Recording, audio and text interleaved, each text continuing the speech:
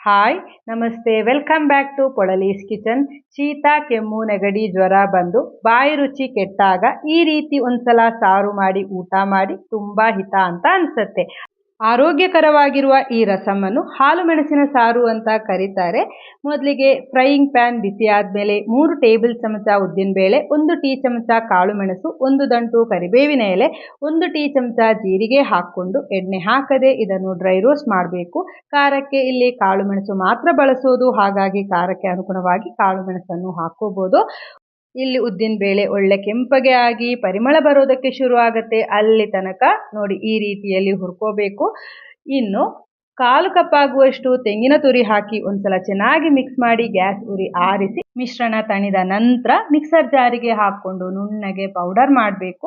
ಪೌಡರನ್ನು ಸಾರು ಮಾಡುವಂತಹ ಪಾತ್ರೆಗೆ ಹಾಕಿ ನಾನಿಲ್ಲಿ 1 ಕಪ್ ಆಗುವಷ್ಟು ತೆಂಗಿನಕಾಯಿಯಿಂದ 1ನೇ ಹಾಲು ಹಾಗೂ 2ನೇ ಹಾಲನ್ನು ತೆಗೆದಿದ್ದೇನೆ.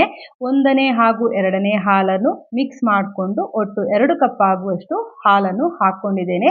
ಈ ರೆಸಿಪಿಗೆ ತೆಂಗಿನ ಹಾಲಿನ ಬದಲಾಗಿ ನಾರ್ಮಲ್ ಹಸುವಿನ ಹಾಲು ಹಾಕಿ ಕೂಡ ಮಾಡುವುದು ರೂಢಿಯಲ್ಲಿದೆ.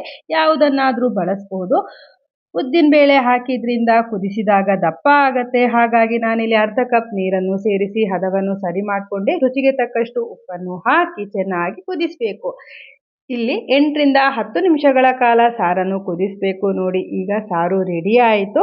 ಕೊನೆಯದಾಗಿ ಒಗ್ಗರಣೆಗೆ 1 ಚಮಚ ತುಪ್ಪದಲ್ಲಿ 1/4 ಚಮಚ ಸಾಸಿವೆ, 1 ಮುರಿದಿರುವಂತಹ ಒಣಮೆಣಸು, ಚಿಟಿಕೆ ಇಂಗು, 1/4 ಚಮಚ ಜೀರಿಗೆ ಹಾಕಿ ಸಾಸಿವೆ ಚಟಪಟ ಅಂದಾಗ 1 ದಂಟು ಕರಿಬೇವಿನ ಎಲೆ ಹಾಕಿ ತಯಾರಿಸಿದ ಸಾರಿಗೆ ಒಗ್ಗರಣೆಯನ್ನು ಕೊಟ್ಟು ಕೊನೆಯಲ್ಲಿ ಕತ್ತರಿಸಿರುವಂತಹ ಕೊತ್ತಂಬರಿ ಸೊಪ್ಪು ಉದುರಿಸಿ 1/2 ಕಡಿ ನಿಂಬೆ ರಸ ಹಿಂಡಿದ್ರೆ ತುಂಬಾ ಹಿತಕರವಾಗಿರುವಂತಹ ಹಾಲು ಮೆಣಸಿನ ಸಾರು ರೆಡಿಯಾಗತ್ತೆ.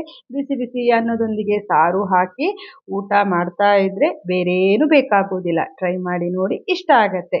ಇವತ್ತಿನ ಈ ವಿಡಿಯೋ ಯೂಸ್ಫುಲ್ ಅಂತ ಅನಿಸಿದ್ರೆ ವಿಡಿಯೋಕ್ಕೊಂದು ಲೈಕ್ ಮಾಡಿ ಆಯ್ತಾ. ಹಾಗೆ ನಿಮ್ಮವರೊಂದಿಗೆ ಶೇರ್ ಮಾಡಿ. ಪೊಳಲೀಸ್ ಕಿಚನ್ ಇನ್ನೂ ಸಬ್ಸ್ಕ್ರೈಬ್ ಆಗಿಲ್ವಾ? ಹಾಗಿದ್ರೆ ದಯವಿಟ್ಟು ಸಬ್ಸ್ಕ್ರೈಬ್ ಆಗಿ. ಮುಂದಿನ ವಿಡಿಯೋದಲ್ಲಿ ಸಿಗ್ತೇನೆ. ಧನ್ಯವಾದಗಳು.